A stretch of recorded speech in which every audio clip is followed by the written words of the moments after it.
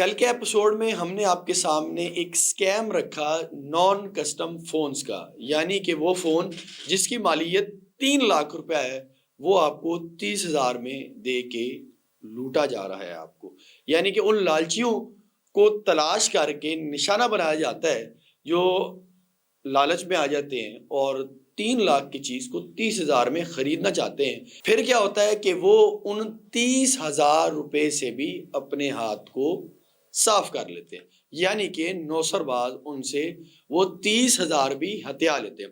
اخوت فاؤنڈیشن کے بارے میں بتاتا چلوں کہ یہ 2001 سے فلاحی کام کر رہی ہے اور پورے پاکستان میں انہوں نے بہت سے مستحقین کی مدد کی ہے اور یہ ابھی بھی فلاحی کے کاموں میں گوشت بڑھ چڑھ کر جو ہے حصہ لے رہے ہیں اور جو لوگ حقدار ہیں ان کی مدد کرتے ہیں۔ اب آپ کو فیس بک پر ایک ویڈیو ملتی ہے۔ ویڈیو میں کیا ہوتا ہے؟ ویڈیو میں ایک خاتون اینکر جو ہے، کیونکہ اس کے اوپر متعدد سٹوری ہو چکی ہیں اخوت فاؤنڈیشن پر، تو ایک نجی چینل کی سٹوری لے کر اپنے فیس بک پیج پر لگائی ہوئی ہے جس کو انہوں نے بوسٹ کیا ہوا ہے، اس کے اوپر مارکیٹنگ سے پیسے لگوا کے اس کو سپانسرڈ کیا ہوا ہے کہ ٹارگیٹڈ آڈینس تک، یعنی کہ لالچیوں تک یہ ویڈیو پہنچے اور وہ ہم سے رابطہ کرے۔ اب اخوت فاؤنڈیشن کو جو یہ کلیم کر رہے، اخوت فاؤنڈیشن ایسا حقیقت میں لوگوں کو قرضہ حسنہ دے رہی ہے۔ یہ اسکیمرز کیا کر رہے ہیں؟ یہ کیا نیا کر رہے ہیں؟ اب ناظرین کا یہ سوال ہوگا کہ یہ اسکیمرز کیا کر رہے ہیں؟ یہ اخوت فاؤنڈیشن کے نام پر آپ سب کو پاگل بنا رہے ہیں، آپ سب کو بے وقوف بنا رہے ہیں اور آپ کی جیبوں کا صفایا کرنے جا رہے ہیں۔ ہوتا کیا ہے جی؟ ہوتا یہ ہے کہ جیسے ہی آپ یہ ویڈیو دیکھتے ہیں وہ بلا سود قرض حسنہ دے رہے ہیں، بلا سود قرضے دے رہے ہیں۔ کس لیے؟ کاروبار کے لیے۔ آپ اپنی آپ گھر آپ رینوویٹ کروانا چاہتے ہیں، آپ اپنے گھر کو بنانا چاہتے ہیں، اس کے لیے دے رہے ہیں، چھوٹے کاروبار کے لیے دے رہے ہیں، زراعت کے لیے دے رہے ہیں۔ جب آپ یہ سنتے ہیں، جو یہ طبقہ ہوتا ہے اس کے اندر وہ سوچتا ہے کہ میں یہ قرض لے لوں۔ پھر کیا ہوتا ہے؟ یہ ویڈیو جب آپ کے سامنے آتی ہے تو آپ ادھر نیچے جو انہوں نے بیل آئیکن لگایا ہوا ہے وہ لکھا ہوا ہے چیٹ آن واٹس ایپ۔ جیسے ہی آپ کلک کرتے ہیں تو آپ لینڈ ہو جاتے ہیں واٹس ایپ پر۔ واٹس ایپ پر جو نمبر دیا گیا ہے وہ ایک ڈیفرنٹ نمبر ہے۔ ٹیم سے کہوں گا کہ اس نمبر کا بھی اسکرین شاٹ لگایا جائے، اور جو ادھر دیا ہوا ہے وہ نمبر جو ہے وہ چینج ہے اور اس پہ لکھا ہوا ہے کہ یہ اخوت فاؤنڈیشن کے ہیڈ آفس کا نمبر ہے۔ اور ہمارے نمائندے کی جب اس سے بات ہوئی، ہوتا کیا ہے جب آپ ان سے کہتے ہیں کہ مجھے قرض حسنہ چاہیے تو وہ آپ سے پوچھتا ہے کہ آپ کو کتنا چاہیے۔ اب بالکل انیشیل بتاتے ہیں کہ مجھے 50,000 روپے قرضہ چاہیے، کیونکہ یہ قرض حسن ہے، اس کے اندر زیرو انٹرسٹ یعنی کہ سود بالکل بھی آپ سے نہیں لیں گے، کوئی بھی پیسے آپ سے اوپر اضافی نہیں چارج کریں گے، جو 50,000 روپے وہی آپ نے واپس کر رہے ہیں، قرض حسنہ۔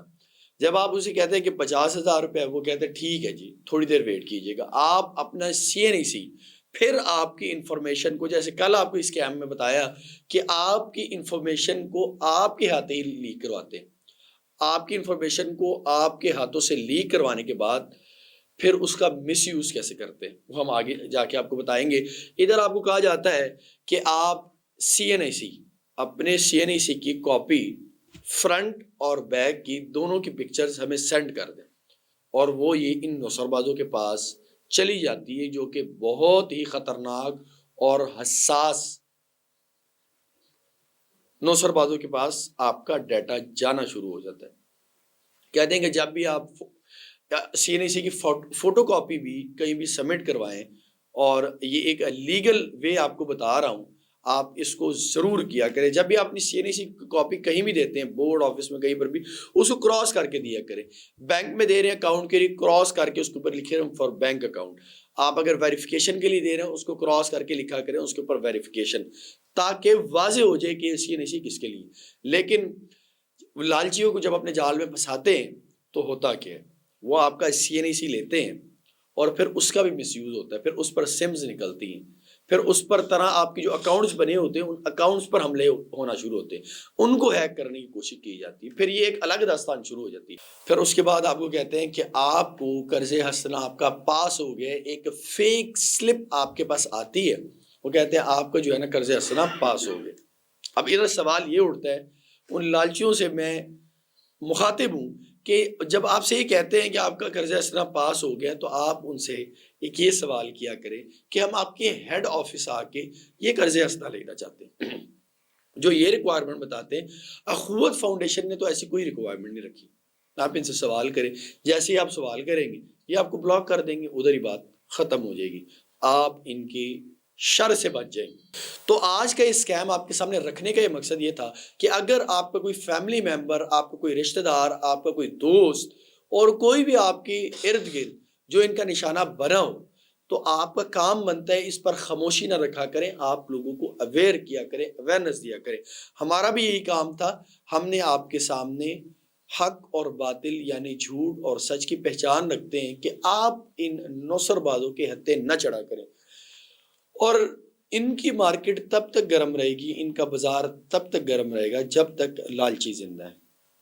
جب تک لالچی زندہ ہے تو نوسر بازوں کا یہ کاروبار عروج پہ رہے گا۔ کل ہم نے آپ کے سامنے ایک سٹوری رکھی تھی نان کسٹم فونز کی، انشاءاللہ کل ایک ایپیسوڈ میں آپ سے ملیں گے، کل ایک نیا اسکیم آپ کے سامنے رکھیں گے۔